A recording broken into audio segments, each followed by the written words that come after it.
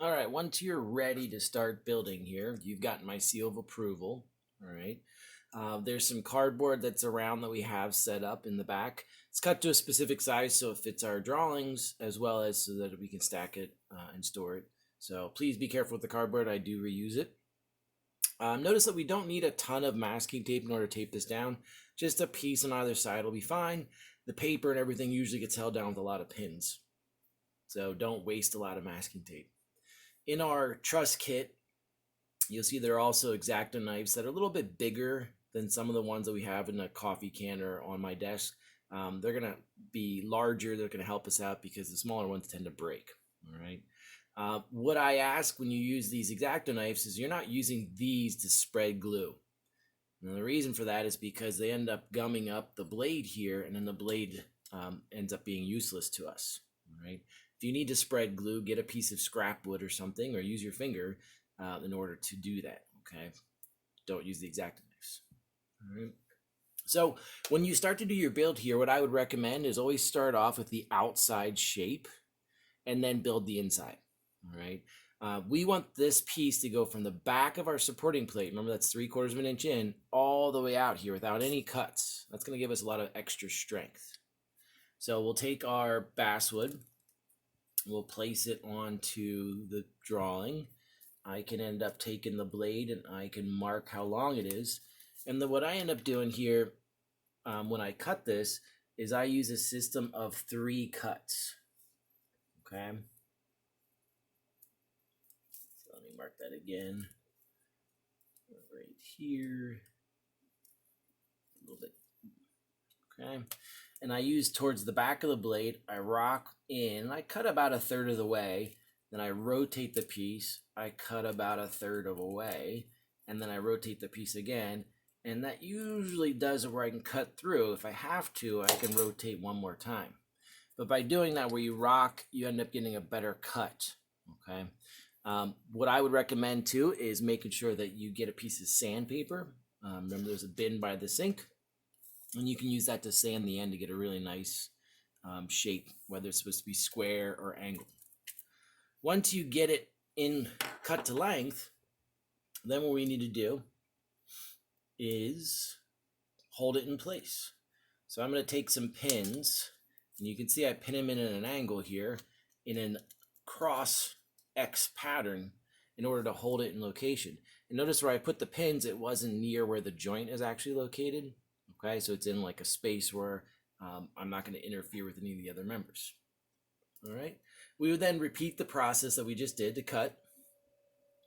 So I've got my next piece cut already. That would fit there. And then our final piece we can have so that it's cut to fit here. And I would make sure I would go ahead and pin this down in the same fashion that I did here. And the idea is I could pick this piece, the cardboard up and everything up and shake it and it wouldn't move. All right. There are 2 different methods here. If you wanted to start gluing right now, you can. Some people tend to glue once they've cut a few pieces, or they get the whole way through, they'll glue. I like to kind of glue as I'm going, if you will. All right. So we're using just a normal wood gluing class, and you don't need very much. So place about a nickel or 1/4 size glue, little blob of glue there. If you end up putting too much, what ends up happening is we just waste it. Right? It'll dry. You can see I dip the ends in. So I've got my glue. I'm gluing the wood to the wood, not the wood down to the wax paper. All right. Once I get that glued and everything's in location and I'm happy with it, then I can go ahead and pin this down. All right. Sometimes you have to end up pinning on either side of that joint like this to kind of give it some pressure to kind of squish it together to make sure that joint's held nice and snug. And you can see I'm kind of off down here, so if I grab a pin, I can bring that down and I can adjust this so that it's held in location. All right. Now, hopefully I'm not bending this. The idea is this should be nice and straight.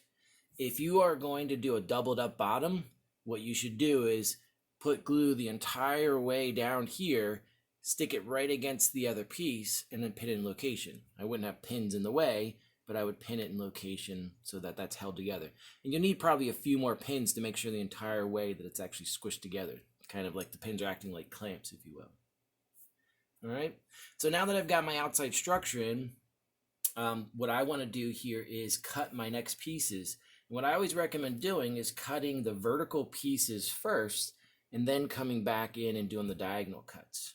Okay, so on the top, it's a nice square 90-degree cut, but on the bottom, I can see it's a little bit of an angle. So you're going to want to mark that angle, and then you're going to want to cut at that exact angle. It's a little bit tricky because I'm not cutting straight down. To cut a little bit of an angle. And again, if you're a little bit off, what you can do, get a piece of sandpaper, and I can literally sand the end of this so it's the perfect shape. So this piece is not good until it meets perfectly up with flush with this piece and flush with that piece. And I can already see from the cut that I just did, that's not too bad, right? That's nice and perfectly flush. If it's cut short, the piece is not good. If you're cutting for a diagonal piece and you don't cut the corner at an angle, that's also not good. It leaves a gap, right? The wood is strong when the glue is able to absorb into both pieces of wood and hold them together, right? It's not good at filling gaps and being very strong. So I would also pin this one in location just like I did the other ones, making sure it's good to go. Before I do pin it in location though, I dip both ends in glue. You can see we don't need a lot of glue, we need just the right amount. And then I can go ahead and place that in right in location.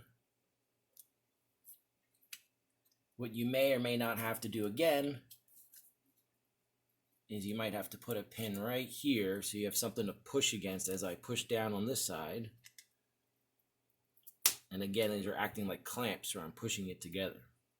Okay, so repeat that process, do your diagonals, and then this takes usually about 5, 10, 15 minutes to dry, depending on how much glue you used, until you can remove it and then make your next one.